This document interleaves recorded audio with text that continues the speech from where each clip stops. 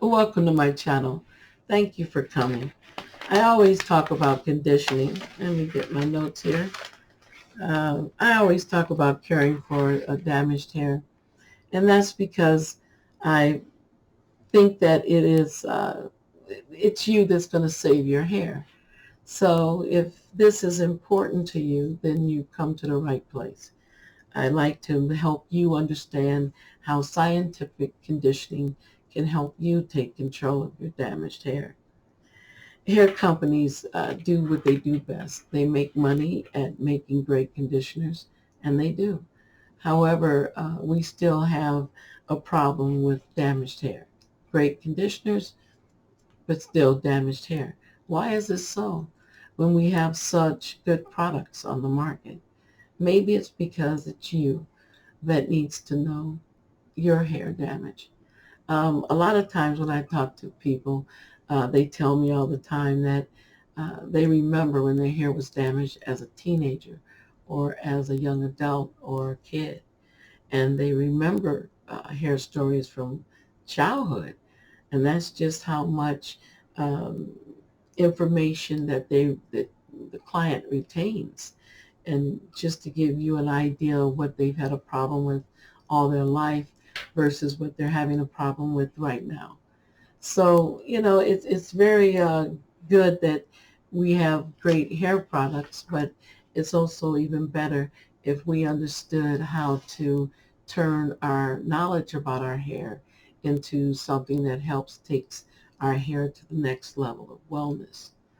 So, getting to know your hair bad habits or your hair damage and peeling back the layers, you'll be proud. You'll be proud of the work that you've done and you'll be proud of your hair.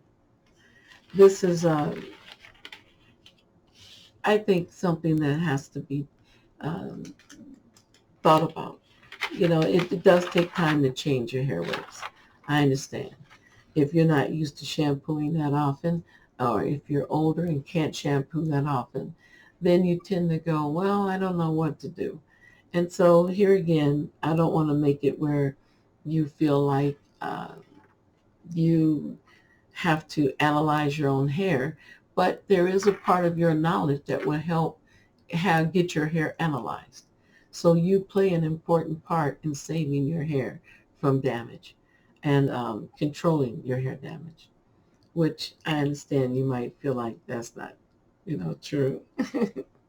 But it is true. And I have clients that have done it already. So you can do it too. When you see the hair wellness in your hair and you see the issues go away, you are so happy and you're happy and proud.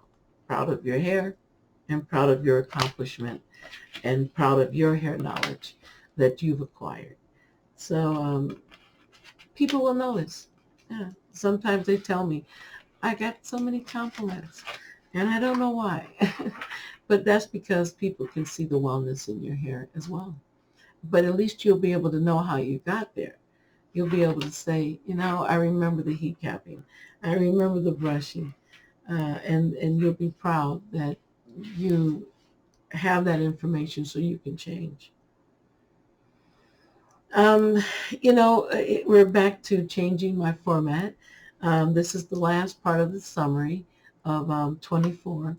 So all the emails from hair questions from the email Theta Hair 911 are answered for 24. I'm so glad. The new questions will start next Friday. Next time I post, we'll have the new questions for 2025. And the summary will end today. This is the end of the summary of 24. So I want to talk about stress hair. Um, I still will answer the email questions after we talk about stress hair. Stress hair is important for you to understand. It is such easy to have stress hair. And you have to kind of realize what is stress hair versus what is damaged hair. So I guess you'd have to build up on your conditioning techniques so that you can separate the two from stress versus from the damage that you might have accumulated from either, chemical services or dehydration. Um, and stress hair, for instance, if you have chemical issues where you've been doing colors too close together, or you've been doing colors for a long time, ever since you were a young teenager, and then now you're noticing scalp issues. So chemicals can be an issue to why your hair will be stressed out. If it is suffering from chemical stress because it wasn't the proper conditioning around the hair color, so of course it can irritate and cause stress. Hair, stress, scalp. Um, being sick can stress your hair out. If you go through long-term sickness, it definitely wears on your hair. Medication wears on your hair. When I say wears on it, it keeps it more dehydrated. So your hair is more sensitive to the sun as well as other issues. So yes, stressed hair can be due to you being sick as well as physical, chemical, should I say non-conditioning support? Yeah, when you're doing chemicals and don't have any conditioning surrounded around them. High lifts, I guess, tinting, perming, and that would even go for your silk wrap. They talk about the perms that don't have lye, but they have formaldehyde. So you're still looking at the hair being stressed due to these chemicals, especially if they're not conditioned properly. Stress when exercising. Some people feel as if exercising is so good for the body. Well, yes, it is, but it also can stress the body out. So on some days, maybe you should talk with your therapist or your PT person or your doctor where, or just check yourself and say, you know what, I did all this other days. I was so busy. Maybe today my exercise won't be as strong as it was yesterday. I think that where I see trouble, where stress and exercise get into an issue with the client's hair, is when they are exercising and not resting.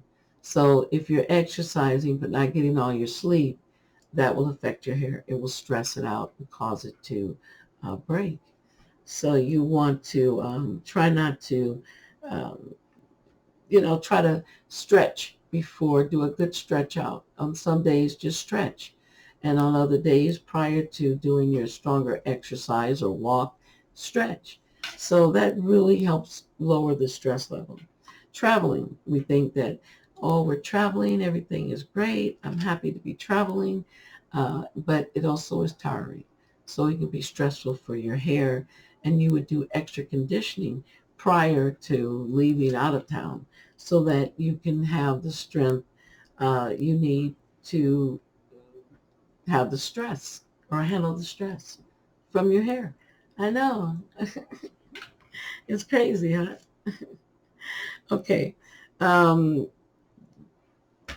so making sure you're not dehydrated, making sure your rest is good, making sure you're brushing, making sure you're relaxing your neck and shoulders.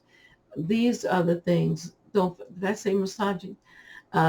These are the things that help lower the stress level. So if you could get in, make, like put those a part of your day, if you could know that you're going to have a stressful day, then know that you're going to do your stretching and your relaxation, your breathing, all these things help you lower the stress for your hair. So next time you have a breathing exercise, and a stretching exercise. So you should be quite busy with all these new routines added into your schedule now. Motherhood also does it. It stresses your hair out, especially when you have young children. So here again, do the things that help you stay strong so you can be strong for the family. I want to thank you for sending your hair questions to aditahair911 at gmail.com. I appreciate it. The first email question is, my sister has hair thinning. We're close to the same age. Does this mean I will have uh, hair thinning. No, it doesn't mean that. A lot of times I find that because the family has shared hair habits, that sometimes they do have breakage for different reasons. Remember, how you become damaged is different from how someone else becomes damaged. So there's no coincidence there as far as hereditary. But there are some cases where her hereditary does play a part in hair. I didn't say it didn't in thinning hair, but it also means that your sister having thinning issues might be to the medication she's on, the stress level she has, um, uh, improper conditioning, not really having a moisturizer and deep conditioning can really make a difference on your hair not thinning. It could be menopause. That's another reason why um, hair that has issues with thinning. So if you're not in menopause, you're not on medication, you're not a new mother, I don't know, but you see the difference in why she could be thinning and why you could be different. It's personal. Remember, that's what the key is. Just because they're your sibling doesn't mean that their hair damage is the same. So you have to learn how you became damaged, which you probably already know that. And the other half is just you changing your hair. Um, I think the idea about scientific conditioning and then applying it in your daily habits, that's what makes a big difference. And it's how you can control your damaged hair. So, yes, don't be afraid of that. Just get on top of your conditioning and, ward off. And here again, ward off any damage issues. However, I don't know if it's not hereditary. You mentioned the father or the mother. So, yes, hereditary can play a part. But I usually see damage being personal. And the most common thing that happens is that uh, the they do have different reasons for thinning. It's not hereditary. So that's more common than finding it that it is hereditary. But I wouldn't be surprised if, I probably would think I think in the salon we used to, maybe I would see two or three a year that was hereditary. Okay. My sister, all right, second email. My hair has high bleach. So high bleach left. Should I brush? And of course, you might have been trying to brush and you might have saw more breakage or you might have saw more thinning. Brushing is still good for you, even more so for you because you do have a high lift bleach. So I would think that, your U.S., what is it, SPF, sun protection, hats and clothing is good for you because high lift bleach, I think, sometimes can make you more sensitive to the sun. So I would like to see some protection there. I would definitely think that the way you're going to brush is you're going to dampen and put conditioner in your hair. Do not rinse out. You're going to put the conditioner in there, dampen it just a little, and then you're brushing the scalp. You're not really trying to brush the ends. The ideal is to stimulate the scalp and relax the scalp. So a lot of your brushing will be up in here, which would be closer to the scalp. And of course, it would be stronger closer to the scalp. So the little bit of dampness wouldn't overstretch it because you don't want to overstretch your hair when it's wet. So yeah, but you would be brushing the scalp and parting, brushing the scalp and parting, not so much all the brushing. You could always go back to your comb brush and do that to comb out. You don't have to use the bristle brush to comb your hair out. You can use your comb brush to carry that product on throughout your hair. But remember, conditioning really, really helps in this for good support. So your color stays the same and, of course, keep your scalp healthy. So condition, deep. condition. Third question. My 11-year-old is having bald spots. Children stress out. They can stress out just as much as you can. And they need the support of the breathing and the things that we talked about, making sure they're not dehydrated. Men and women can get into this issue. So men, women, children. And so, yes, I do believe you need to brush. You need to find out if there's any physical issues. Sometimes we have discovered that the child had ulcers, and so that was stressing her hair out and causing the bald spots. So if she doesn't have any other physical issues, you can always talk with your doctor about it and see what they think. However, I think that alopecia areata can be aggravated. So if you can brush often and don't shampoo too often, see if you can stimulate and calm that scalp down so that these issues can go away. Um, I know they feel like, oh, once I have alopecia areata, I can't get it to go away. Well, in the mild cases, you can. So I would definitely not take my case too serious before I try the steps of massaging and relaxing and, remember the heating pad, the stress in the shoulders and the neck. Try to calm those issues down and see if you can get the condition to calm down. And of course, hopefully there's nothing else that's going on physically with the child that would make them stress out and have the bald spots. But children have to relax too. Stress is, they're vulnerable to hair stress just like anyone else. So start in that area. Definitely keep me posted and email me when you can. Uh, let's see now. Oh, we have a fourth email. I guess that's because it was the end. For means condition this way. Yes, men and children. My advice is to them as well.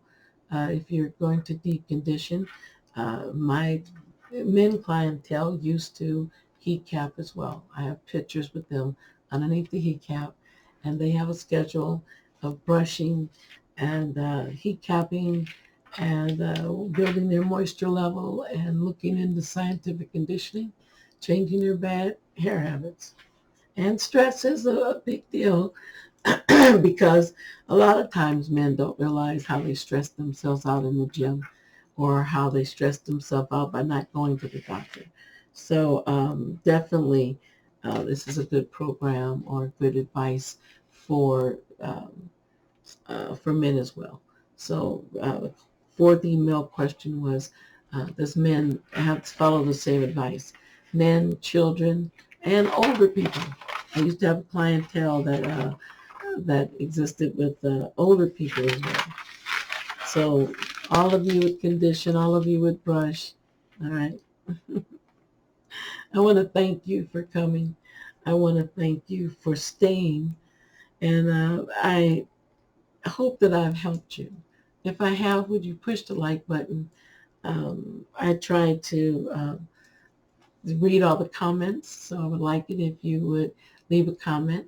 Subscribing is for free, so I appreciate that. My notification button, if you want to know when I post, I try to post every Friday.